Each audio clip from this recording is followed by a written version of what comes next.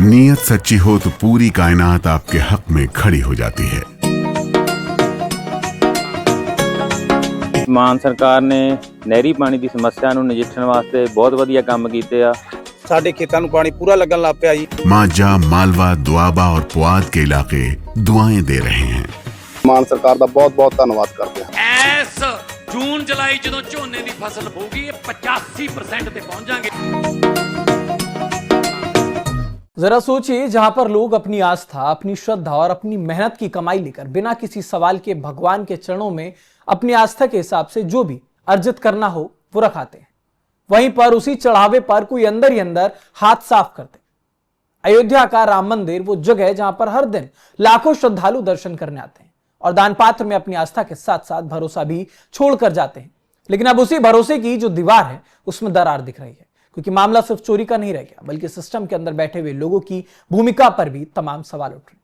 अब ऐसे में सबसे बड़ा सवाल यही है कि इतनी ज्यादा सख्त सुरक्षा व्यवस्था के बावजूद चूक आखिरकार कहां हुई।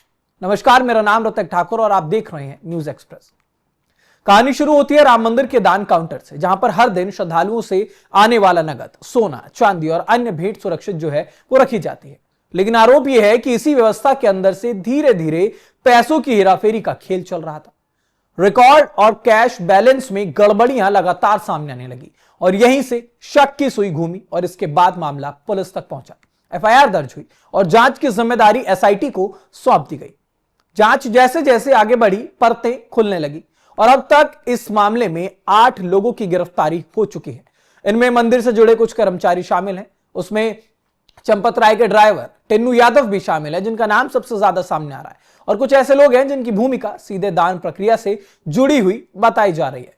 अब जांच एजेंसियों का यह कहना है कि यह किसी भी एक दिन की घटना नहीं है, बल्कि लंबे समय से सिस्टम में सेंध लगाने की कोशिश यहां पर चल रही थी। लेकिन अब ऐसे में यह सवाल उठता है कि आखिरकार ये पूरा मामला उजागर कैसे हुआ, यह मामला पकड़ में कैसा आया। देखिए, सूत्र ये बताते हैं कि जब दान की रकम और बैंक में जमा होने वाले रिकॉर्ड में अंतर पाया गया तो ऑडिट और जांच शुरू की गई। अब यहीं से पूरा मामला निकलकर सामने आया। इसके बाद पुलिस ने एक एक करके जो कड़ियां हैं वो जोड़नी शुरू की और उसके बाद गिरफ्तारी का सिलसिला यहां पर शुरू हुआ।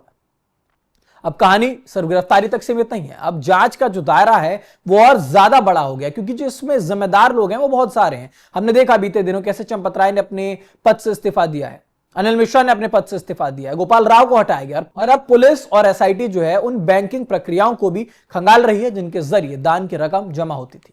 सवाल यह भी है कि क्या इसमें सिर्फ कर्मचारी ही शामिल थे या फिर सिस्टम के बाहर भी कोई नेटवर्क इस पूरे मामले पे काम कर रहा था। जांच में यह भी सामने आया है कि दान गिनने और रिकॉर्ड रखने की प्रक्रिया में कई सारी जो है वो खामियां थी।